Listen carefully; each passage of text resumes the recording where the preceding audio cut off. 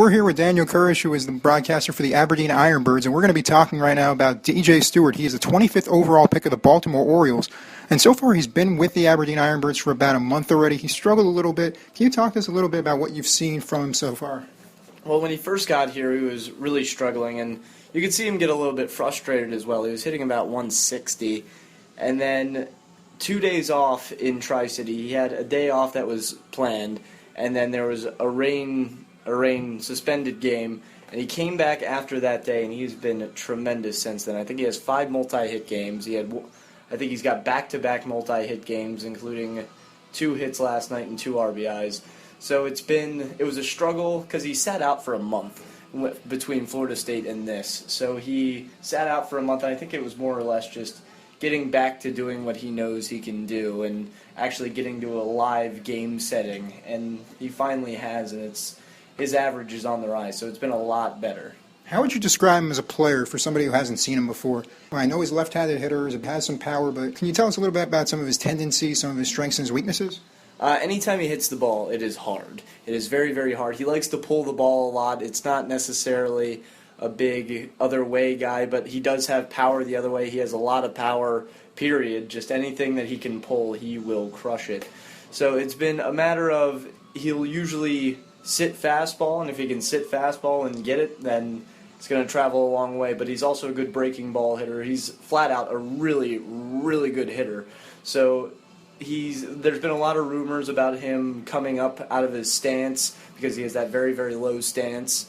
And everyone's kind of asked him about it, when you're going to come out of it, and he says, the Orioles haven't said a thing to me about it, so I'm going to keep going out there in the low stance. I know I can hit. I've hit forever. Not a big deal.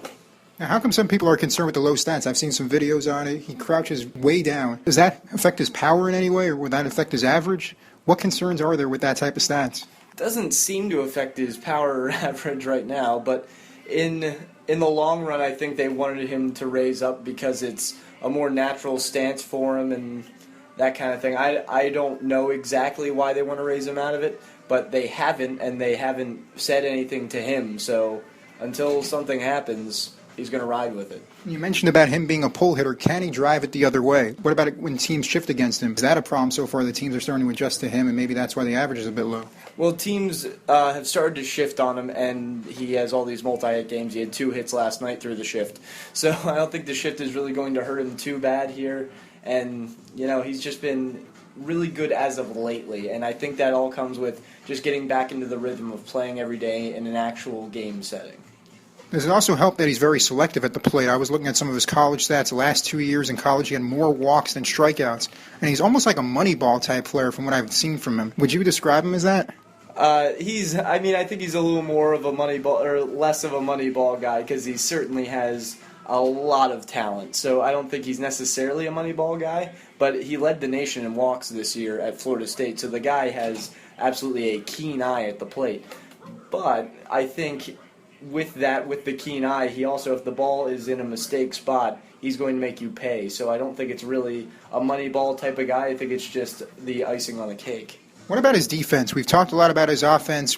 From the scouting reports, it said that he's confined to a corner. What have you seen defensively? And is he going to be a full-time DH, or is he someone that could play the field? He is a sneaky good defensive player, and I give him that because I think his speed is underrated. He chases down a lot of balls, and I've seen him in batting practice and during games leap up at the wall and actually make catches. So he's actually a very, very good athlete. He won 5 state championships in high school, 2 in football, or 3 in football and 2 in baseball. So the guy is actually a very, very good athlete, and he's been fine. There's been no issues out in left field. I can think of one play where I think he lost the ball in the lights in Mahoning Valley, and that was it. So other than that, his defense has been pristine. And what areas of his game does he have to work on that you're seeing some weaknesses and something that he really needs work, especially if he goes up to the higher levels of professional baseball? I think he just needs more at-bats. I mean, he's, like I said, getting back into the rhythm of things, and now he's really starting to hit the ball. And I think he took a month off, so when you sit out for a month of doing anything, he hit in the cage, he did all that, but it's not live baseball. And just more time, and I think he'll be right back to where he was in college, a 350 hitter. Maybe not 350, but I think he'll be right in the 300 area, and his power, he already has 3 home runs, and they were all very, very long. What projections do you have for him as far as types of players that are comparable, and also how far he could get, what his ceiling would be when he gets to the major leagues if he can get that far? I don't think there is a ceiling on the guy. The guy is absolutely I'd say a Matt Holliday type of player, maybe with a little more power than Holliday. People were already saying when he was drafted about how good he was going to be at Camden Yards. So guys have already projected him making the Major League squad at Camden Yards, and the guy just got drafted. Of course, he was drafted in the first round, but the guy is very, very good, and I'd say his defense is somewhere along the lines of Matt Holliday, except I think his arm is a little bit stronger. DJ's got a very strong arm as well. And with the power and everything that he has, we'll be probably seeing him hit some balls out into Utah Street in a couple of years. So thanks, Daniel, and looking forward to seeing him play. Thank you.